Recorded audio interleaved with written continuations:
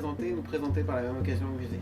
Oui, bonjour Alexandre. Donc, je m'appelle Nicolas Atto et je suis conservateur du patrimoine au Musée des Antiquités de Rouen où j'ai en charge les collections du Moyen-Âge et de la Renaissance.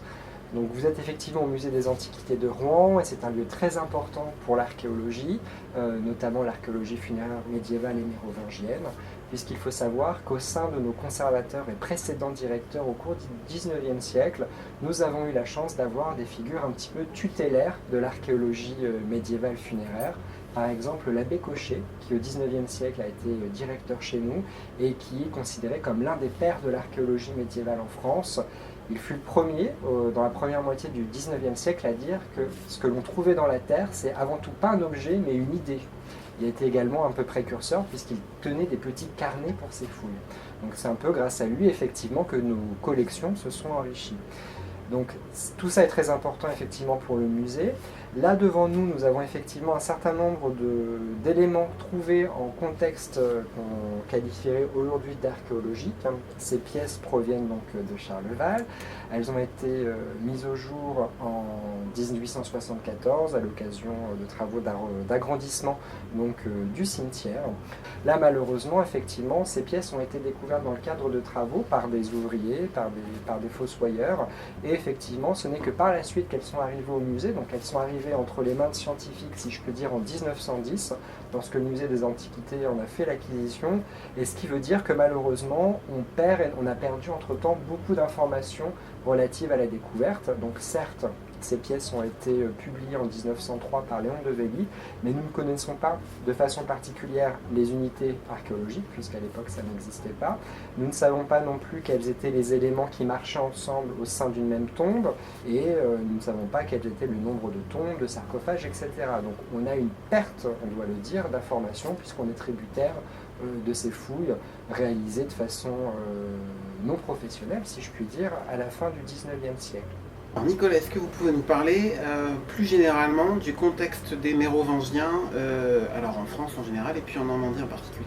Alors, qu'est-ce que c'est que les Mérovingiens? Alors, les Mérovingiens, c'est pas du tout des croisés entre un roi et un minotaure, hein, puisque vous connaissez la légende. La légende fait remonter les origines des rois mérovingiens à un Mérové mythique, avec une histoire de minotaure qui sort des eaux. Bon, on est complètement dans la fable et dans la construction et la mise en scène du pouvoir. Les Mérovingiens, ce sont des populations germaniques qui, au cours du Haut Moyen-Âge, en fait, ont migré un peu plus à l'ouest, donc notamment en Occident.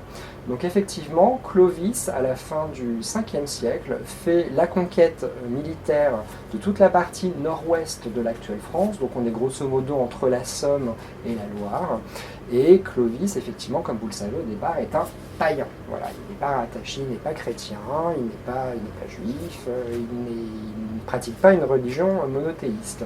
Et puis, effectivement, différents facteurs vont faire que, au début du VIe siècle, il va se convertir au christianisme. Ça, c'est la première chose. Donc, à la suite, effectivement, du baptême de Clovis au début du VIe siècle, progressivement, au fil du VIe siècle, la christianisation va s'intensifier dans l'ancienne Gaule.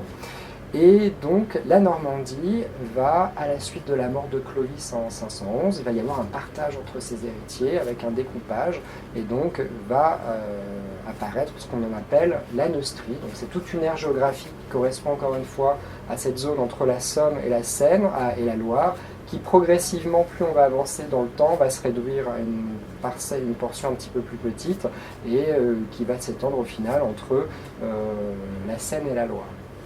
Donc effectivement, la Neustrie, la Normandie fait partie de la Neustrie. Alors quelques éléments significatifs, puisqu'il faut savoir qu'on a toujours ce substrat gallo-romain, hein, les Mérovingiens. Ce qui est franc, on parle de monde franc et de phénomène franc, on ne peut pas dire que tous les gens sont devenus francs. Les francs, il faut vraiment les imaginer comme des gens qui venaient de l'Est, parfois avec leur famille, des conquérants, etc. Mais il y avait toujours ces populations encore existantes qui se sont finalement mélangées. Donc, le monde franc, l'époque mérovingienne, ne renvoie pas à une réalité ethnique. D'accord, vous avez bien compris, parce que tout ça, c'est comme on me disait à l'école quand j'étais en primaire déjà, on me disait c'est le grand panier à salade, hein, l'histoire de France, tout est mélangé. Et par contre, ça renvoie plutôt à une entité géopolitique, voilà, puisqu'effectivement, le pouvoir mérovingien a pu se structurer.